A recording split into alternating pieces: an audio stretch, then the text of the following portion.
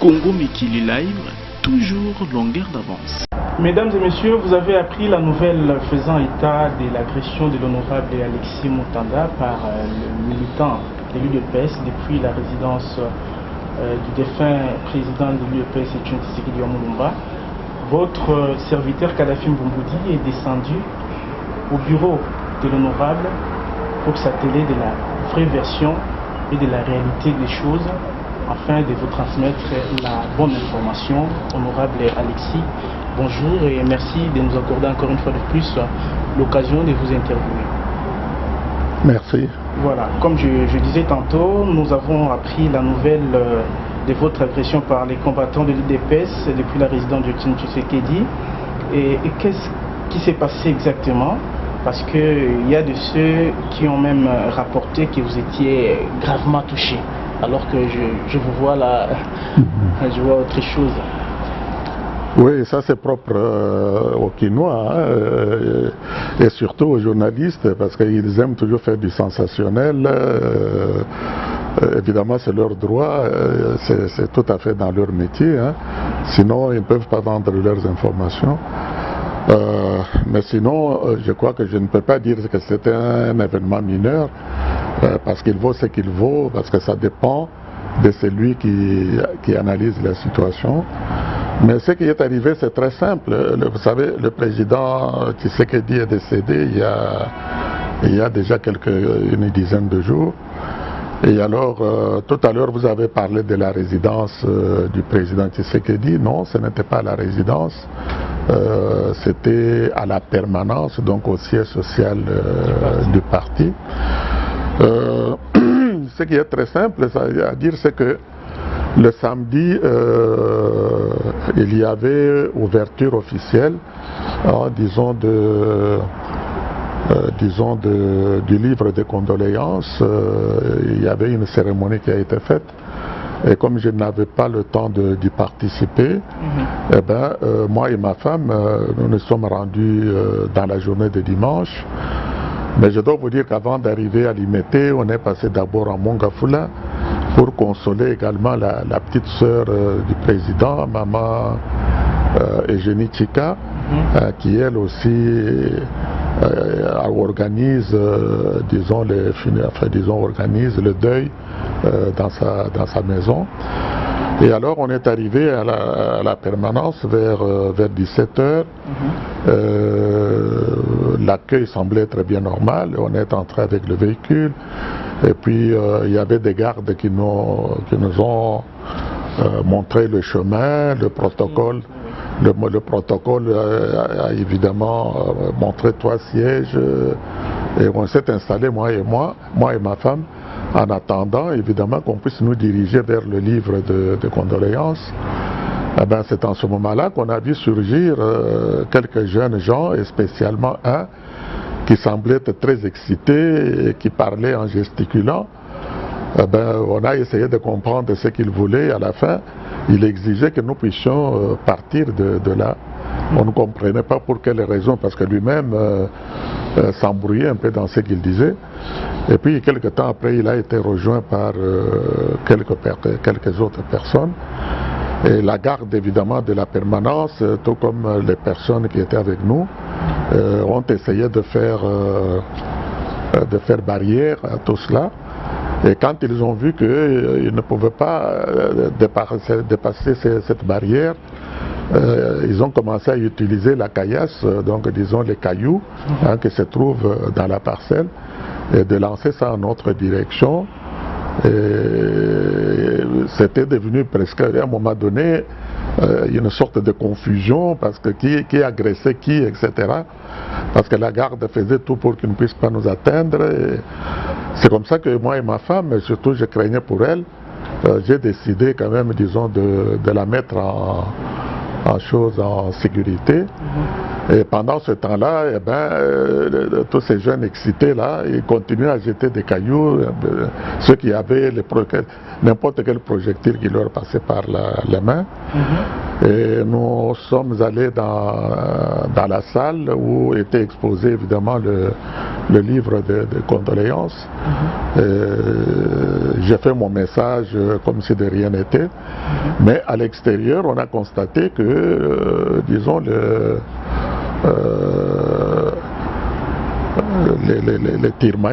les tiraillements continuaient de telle manière que le secrétaire général Kabound, qui était dans son bureau, il est descendu pour s'enquérir, parce que vous savez, à un moment donné, il y avait un peu tous ces maquelés, comme on dit.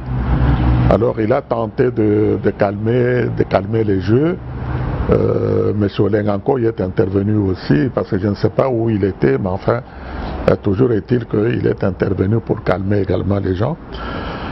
Jusqu'au moment où ça s'est calmé un tout petit peu, et puis on est parvenu quand même à sortir. Il faut dire que ma femme a été atteinte par quelques cailloux, mais enfin ce n'était pas tellement grave. Mais parmi les gens qui essayaient de nous protéger, il y en a aussi qui ont été blessés. Alors on est parvenu évidemment à partir. Jusqu'à présent, je ne comprends pas qu'est-ce qui se passe. D'autant plus que la semaine avant, donc le dimanche avant, on avait fait pratiquement le même circuit. On est allé voir la maman à Mongafula. On est descendu, on nous a fait remarquer qu'il y avait une chapelle ardente qui était préparée cette fois-ci à la résidence du président. Il y avait toujours le même attroupement. On est arrivé, on s'est incliné, on est resté presque 1 heure avec les personnes qui étaient là. On est sorti sans aucun incident. Et après, on a décidé d'aller voir le secrétaire général à la permanence. Moi et ma femme, on est monté, il était en réunion. Et on l'a attendu et puis on a parlé avec lui pendant quelques temps de comment les obsèques, le programme. Mais finalement, on vous reproche de quoi, honorable? Parce que vous êtes une des rares personnalités qui a passé 27 ans ou plus de collaboration avec le président Etienne Tshisekedi. Vous avez gravi tous les échelons, toutes les grandes fonctions du parti. Mais on vous reproche de quoi exactement? Bon, encore faut-il se poser la question. Moi-même, jusqu'à présent, je n'ai jamais rien compris à tout cela. Vous savez, dans la gesticulation, il y en a qui parlaient de traître, il a trahi. Bon, il a trahi quoi? Il a trahi qui? À quel moment? Etc. Tout ça, évidemment, c'est difficile à dire. Mais ce que j'ai retenu, c'est que derrière moi, ce qui était derrière, il y avait une jeune dame qui ne cessait de répéter que moi j'étais avec Michiki, je suis parti avec... Bon, je ne sais pas si je suis d'abord le vice-ministre Michiki. Bon, je ne peux pas dire que je le connais personnellement, c'est une personne qu'on connaît de réputation, mais on n'a aucun contact avec lui. Et je crois que mon nom est lié à lui parce que ce monsieur, avant même que le président ne décède, il avait fait une déclaration publique que tout le monde d'ailleurs connaît, qu'il n'allait pas revenir, qu'il était parti et qu'il n'allait pas revenir, ce qui n'avait pas contenté évidemment beaucoup de gens. Alors je ne sais pas à quel moment cette dame associait mon nom avec ce monsieur.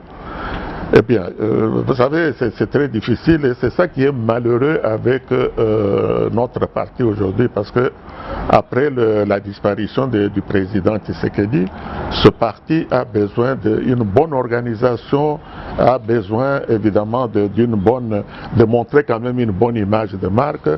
Eh bien, ce qu'on a vécu hier, ce n'est pas ça du tout pour un parti politique qui a lutté pour les changements et surtout qui a lutté pendant très longtemps pour, disons, exercer le pouvoir et imposer son projet de société.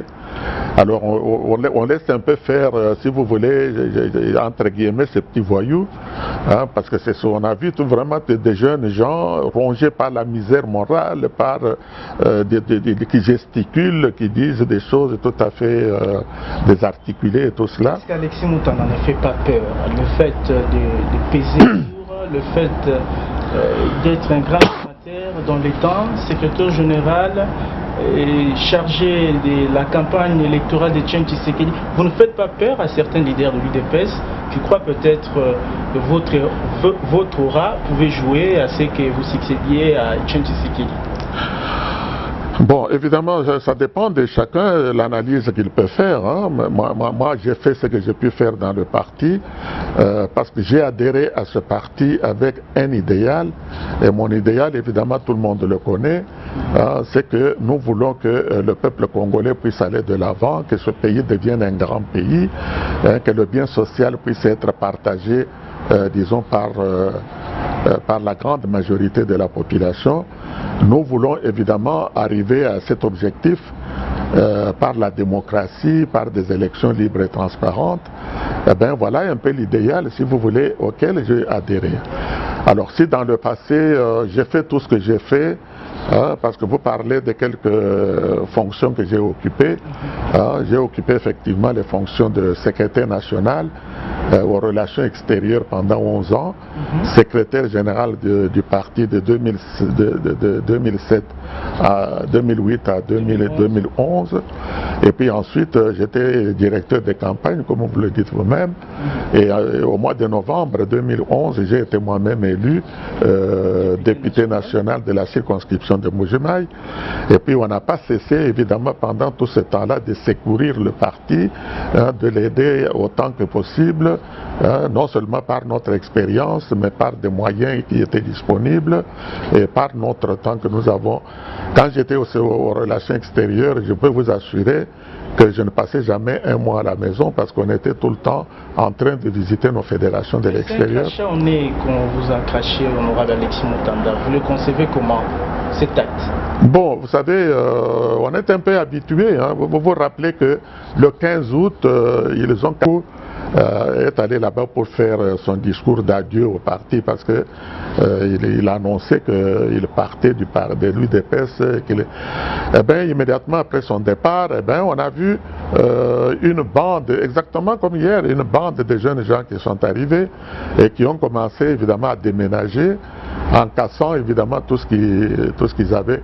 Donc les vitres, les portes, il y en a qui s'acharnaient sur la toiture et puis il y en a même qui ont mis le feu parce qu'on a vu évidemment des papiers qui étaient brûlés.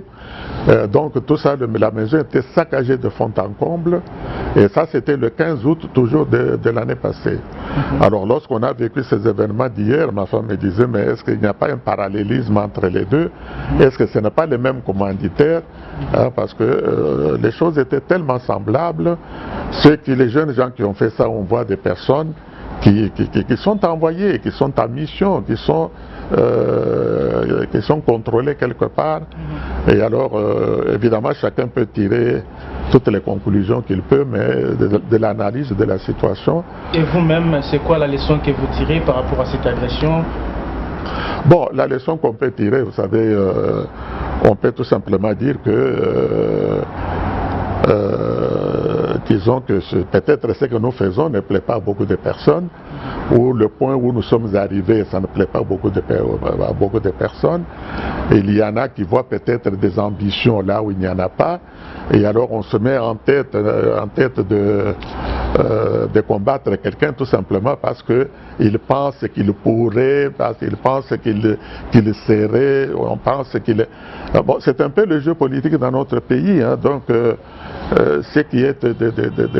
c'est pour cette raison qu'on s'est engagé dans le combat contre les antivaleurs, parce que ce sont les antivaleurs qui ont élu domicile dans notre pays et qui sont à la base évidemment de ce genre d'agissement. Et quelle devient alors votre position par rapport au parti UDPS? Bon, par rapport à mon... Agressions, bien sûr. Mais bien sûr, vous savez, de toute façon, ce n'est pas la première fois que ce genre de choses. Prenez un peu l'exemple du président Tshisekedi qui vient de mourir. Eh ben, si vous regardez évidemment sa carrière, disons les événements par où il est passé, je crois que ce que nous venons de connaître, c'est tout à fait mineur par rapport à ce que Mobutu lui avait imposé comme, disons, comme sévice. Et ce qu'il a connu évidemment pendant le règne ou le régime de M. Kabila, Kabila père, Kabila fils. Et jusqu'au moment où il est décédé, il n'y avait que des calomnies, il n'y avait que des agissements injustes vis-à-vis de sa personne, etc. Donc, lorsque vous avez choisi évidemment le combat pour libérer le peuple, pour, disons, amener quand même notre pays, disons, de là où il doit être, c'est-à-dire être un pays démocratique, un pays où le bien social est partagé par tout le monde, un pays où il y a une alternance au pouvoir. Eh bien, je vous assure que vous marchez sur les intérêts de beaucoup de personnes, et ce sont ces personnes sur lesquelles vous marchez, sur les intérêts desquels vous marchez, et qui se coalisent évidemment pour vous barrer le chemin, et même éventuellement de faire ce qu'ils ont fait. Donc, ce que nous pouvons dire tout simplement, c'est que nous continuons le combat, ça c'est évident, parce que je n'ai pas adhéré à ce parti pour le bien personnel, c'est beaucoup plus pour servir. Servir qui? Servir notre peuple, parce que le peuple congolais aujourd'hui, il vit dans des circonstances ou dans des situations qu'il ne mérite pas. Alors, s'il faudrait envoyer un message fort au chef actuel du parti, notamment les secrétaires généraux et tous les autres, parce que jusqu'ici, là depuis du feu Etienne Tshisekedi n'est pas encore rapatrié au pays, alors que les tensions montent, il y a des agressions, comme tel est votre cas. Alors, que diriez-vous à tous ces hommes, y compris les membres du parti appelés combattants et combattantes? Ben, vous savez, nous traversons maintenant une situation très délicate et très difficile. Je crois que vous êtes à Kinshasa, oui. Vous avez suivi un peu ce qui se passe à Limete depuis l'annonce de la mort du président. Je crois que le lendemain, vous avez vu des jeunes gens s'organiser pour attaquer des véhicules dans la... il y a même un véhicule qui a été brûlé, il y a des véhicules qui ont été cassés, disons au niveau du siège du parti, des gens ont été agressés, il y en a, derrière il y a même une maison commerciale qui a été vandalisée, etc. Et puis il y a des agressions de ce genre pratiquement tous les jours. Alors voyez-vous, ce n'est pas là vraiment l'image de marque idéale pour un parti qui a les ambitions d'apporter des changements dans le pays, qui a des ambitions d'imposer ce projet de société pour lesquels on a souffert pendant tant d'années. Ce n'est pas ça, évidemment, l'esprit de la démocratie, l'esprit du changement, et ce n'est pas ça non plus, disons, l'image du président Tshisekedi qui a quand même laissé un héritage. Et cet héritage, évidemment, pour le perpétuer, pour le pérenniser, pour qu'il puisse